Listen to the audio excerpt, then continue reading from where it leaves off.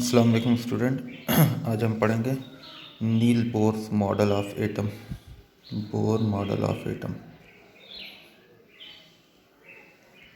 Bore model, जब Rutherford का model fail हुआ तब बोहर ने उस मॉडल की डिमेरिट्स को ध्यान में रखते हुए एक अपना मॉडल दिया, जिसके अकॉर्डिंग जो आपके सामने एक सर्कुलर ऑर्बिट या एनर्जी शेल्स के फॉर्म में दिख रहा है फिगर में।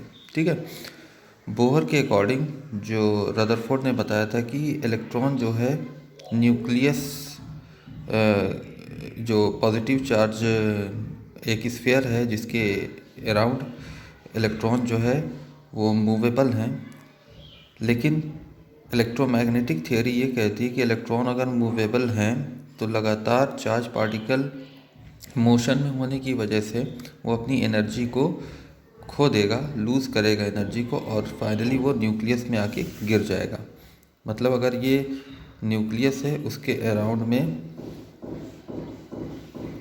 पहला तो थॉमसन मॉडल था जो चार्ज स्फीयर था, उसमें एम्बेडेड इलेक्ट्रॉन्स थे, लेकिन जब रदरफोर्ड का मॉडल आया तो उसने बताया कि बीच में एक न्यूक्लियस है, रेड कलर का मैं न्यूक्लियस बना रहा हूँ, उसके इर्द गिर्द इलेक्ट्रॉन जो है वो मूवेबल होते हैं। तो अगर इलेक्ट्रॉन मूवेबल है, मान लो यहाँ इलेक्ट्रॉन है, यहाँ इलेक्ट्रॉन है, तो वो फाइनली कहीं ना कहीं एनर्जी लूज़ करके न्यूक्लियस में जाके गिर जाएंगे।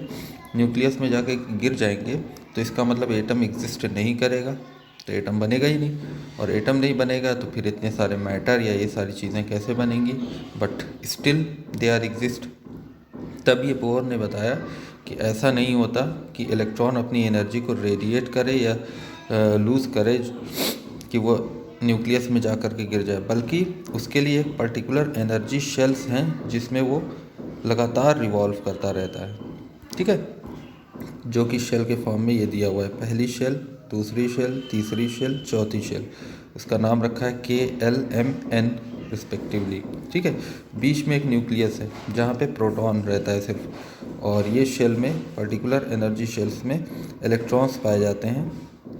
अब ये इलेक्ट्रॉन, के शेल वाला इलेक्ट्रॉन जो है उसमें एक अपनी पर्टिकुलर एनर्जी होगी, फिर एल शेल वाला इलेक्ट्रॉन उसकी अपनी पर्टिकुलर एनर्जी होगी, फिर इसके बाद एम शेल वाले में अपनी एक एनर्जी होगी, एंड एन शेल वाले में भी अपनी एक एनर्जी होगी। तो इस एनर्जी से ये इलेक्ट्रॉन इस पर्टिकुलर शेल में, या ऑर्बिट इसको कहते हैं, उसमें रिवॉल्व करते रहते हैं, एनर्जी शेल्स या ऑर्बिट। ठीक है, जब तक ये इलेक्ट्रॉन इस पर्टिकुलर शेल में रहते हैं तब तक ये एनर्जी ना तो लूज़ करते हैं ना गेन करते हैं। मतलब इस पहली शेल का इलेक्ट्रॉन इसी में रहेगा तो अपनी जो एनर्जी इसके पास है उसी एनर्जी से ये मूवेबल होगा इसमें। ठीक है, उसी एनर्जी से मोशन करता रहेगा। जब ये एनर्जी बाहर से दी जाती है, मान लीजिए इस इलेक्ट्रॉन को जो इस शेल पे, इस पे बाहर से एनर्जी दी गई, तो ये इलेक्ट्रॉन कूद करके अपनी ऊपर वाली शेल में जाएगा। ठीक है, तो एनर्जी गेन करके हमेशा रिस्पेक्टेड शेल से ऊपर शेल वाली में, यानी उससे हायर शेल में इलेक्ट्रॉन जंप कर जाता है। और मान लीजिए यहाँ पे एक इलेक्ट्रॉन है, इसने अगर एनर्जी रेडिएट कर दी, एनर्जी अगर रेडिएट कर दी, इसकी एनर्जी निकल गई, तो ये कूद करके अपनी नीचे वाली शेल में चला आएगा। तो इस तरह से पूरे एटम की जो एनर्जी है वो कांस्टेंट बनी रहती है। एनर्जी गेन करके इलेक्ट्रॉन ऊपर जाता है और एनर्जी लूज़ करके इलेक्ट्रॉन नीचे की तरफ आता है। ठीक है, तो जो इलेक्ट्रॉन एनर्जी लूज़ करता है उसको दूसरा इलेक्ट्रॉन कैच कर लेता है। इसी तरह से एटम एग्जिस्ट करता है। ये बोर का मॉडल था। ठीक, तो ये बोर का एटॉमिक मॉडल आपसे पूछा जाएगा एक्सप्लेन करके, तो अपनी कॉपी से, अपनी नोटबुक में आप इसको कंप्लीट करें, अपनी बुक से देख करके, बोर का एटॉमिक मॉडल जो है। ठीक है, नेक्स्ट आपका है न्यूट्रॉन डिस्कवर्ड। आपको पता है न्यूट्रॉन की डिस्कवरी चैडविक ने की थी 1932 में। ठीक है, चूँकि हुआ ये था कि एटम जो है, जो एटम का मास है वो पूरी तरह से न्यूक्लियस पे डिपेंड करता है, और चूँकि प्रोटॉन की खोज सिर्फ हुई थी रदरफोर्ड के थ्रू, तो प्रोटॉन का पता था रदरफोर्ड के थ्रू, गोल्डस्टीन के थ्रू, तो प्रोटॉन का पता था कि वो न्यूक्लियस में रहता है, इसलिए एटम का मास पूरा न्यूक्लियस में एग्जिस्ट करता है। अब हाइड्रोजन एटम की बात करें तो हाइड्रोजन जो एटम होता है उसके जो न्यूक्लियस में एक प्रोटॉन, बाकी और इर्द गिर्द एक इलेक्ट्रॉन, तो इसका एटॉमिक मास जो है वो 1 यूनिट होता है, ठीक।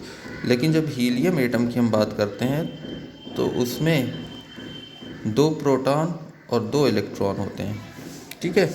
2 प्रोटॉन और 2 इलेक्ट्रॉन होते हैं, तो 2 प्रोटॉन होने की वजह से इसका मास तो 2 यूनिट होना चाहिए 2 unit, but this is not true.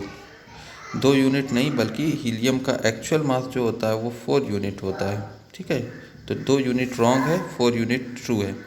तो जब बाद में ये देखा गया कि 4 यूनिट क्यों आ रहा है इसका मास, तो इसका मतलब अंदाज़ा लगाया गया कि ये न्यूक्लियस में अंदर की तरफ ऐसे चार्ज पार्टिकल या ऐसे पार्टिकल हैं जो प्रोटॉन के मास के लगभग बराबर हैं, और नंबर भी उनका उतना ही है जितना प्रोटॉन है। मतलब अगर 2 प्रोटॉन हैं, यहाँ पे 2 प्रोटॉन हैं, तो 2 ऐसे पार्टिकल हैं जो यहाँ पे एग्जिस्ट करते हैं न्यूक्लियस में, जिनका मास प्रोटॉन के मास के लगभग बराबर है।